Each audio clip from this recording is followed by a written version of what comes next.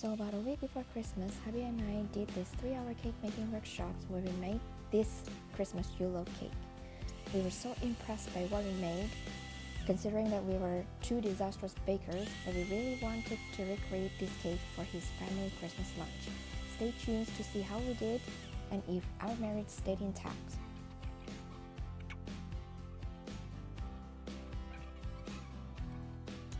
We started baking at 9 a.m. on the 24th. The first thing that we made was the chocolate sponge cake. First, we whisked 2 egg yolks and 2 whole eggs with 80 grams of custard sugar until ribbon stage. Set this aside in a bowl. Next, we sieve 80 grams of almond milk, 30 grams plain flour, and 30 grams cocoa powder. Mix them together gently. Next, we beat 6 egg whites plus 80 grams of custard sugar and 2 grams of salt to make the meringue.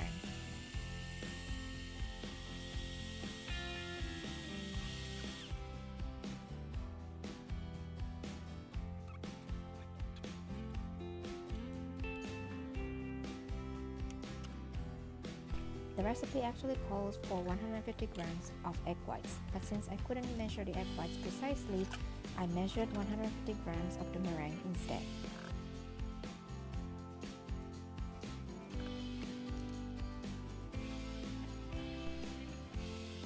Add a third of the meringue and gently mix.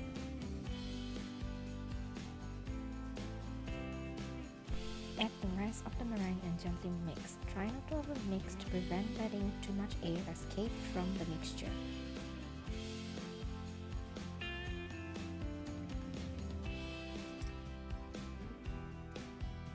Spread onto 2 trays, taking care to make sure that they are spread evenly into the corners, and bake at 180 degrees for 10 minutes.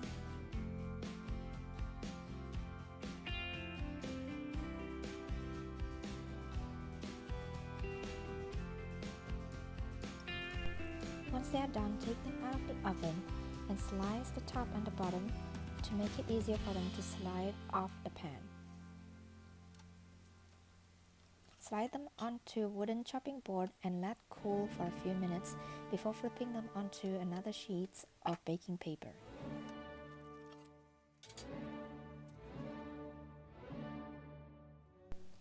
Next, we are making the vanilla cream, and to make this, we need to make custards. And to make the custards, we mix approximately 80 grams of egg yolks with 80 grams of custard sugar and 40 grams of corn flour until pale. Place 400 ml of milk and vanilla paste to taste in the pot and bring to the boil. Add milk to the egg mixture slowly and whisk at the same time to prevent scrambling the eggs. Here I'm adding the milk and hubby is whisking furiously. Strain the mixture back into the saucepan of milk and whisk until mixture is thickened.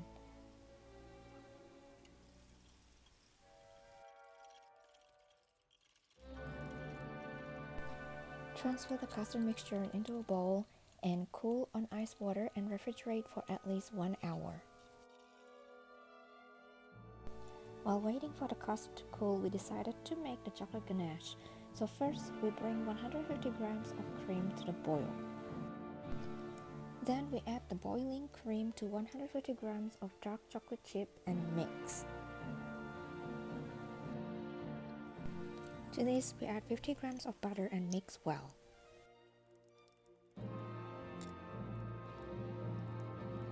Set aside for at least 3 hours before use.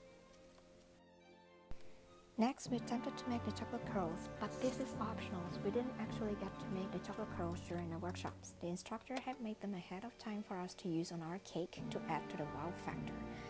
But obviously, because I am a high achiever who's very keen to impress, I googled how to make them myself. And to make this, you melt chocolate chips at 30 seconds intervals in the microwaves, and then you spread them thinly onto an acetate sheets. As you can see here, my husband, in his infinite wisdoms, actually bought acetate sheets rolls rather than the flat acetate sheets. So we had to weigh down the corners in order for us to spread the chocolate properly. After you let this set for 5 minutes, you can then begin to cut the curl patterns on the chocolates, and then you roll the sheets and stop them with sticky tape. Let it cool inside the fridge for 5 minutes and then let them set further at room temperature for at least 1 hour. And when you're ready to use them, you can just unroll them and then voila, chocolate curls.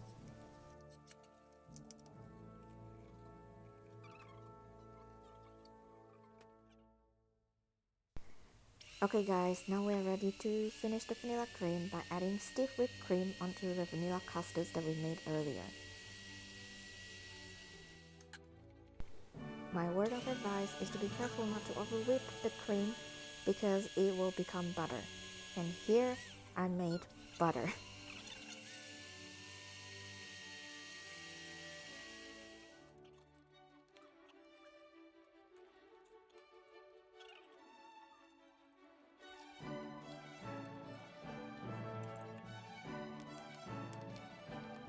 You guys, after another failure at making the custard off camera, I was ready to give up, but finally Dr. Google came into the rescue and told us how to make custard properly. The key here is to take it off the heat at 170 to 175 degrees Fahrenheit. You guys, it is now 5 p.m. and we are finally ready to assemble this cake.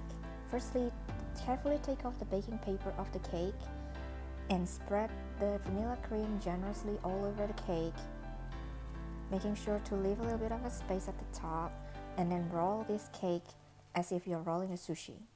Who knew that all my sushi rolling skills that I learned when I was 17 came in super useful today for this cake.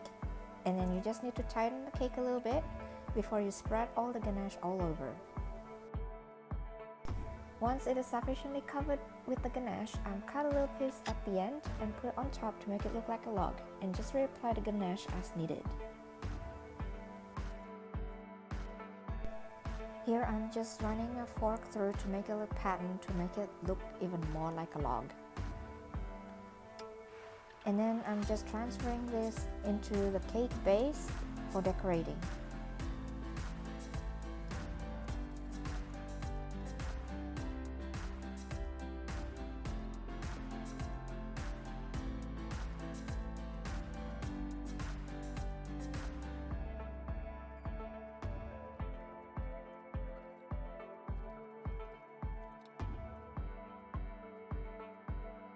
After some technical issues, I'm finally back online, and here we're decorating a second cake.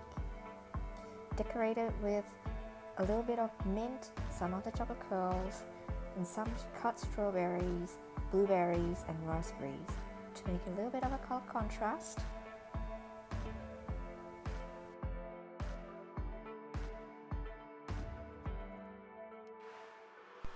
And we are finally done. I'm exhausted and starving and grouchy, but my marriage is intact and the cake is done.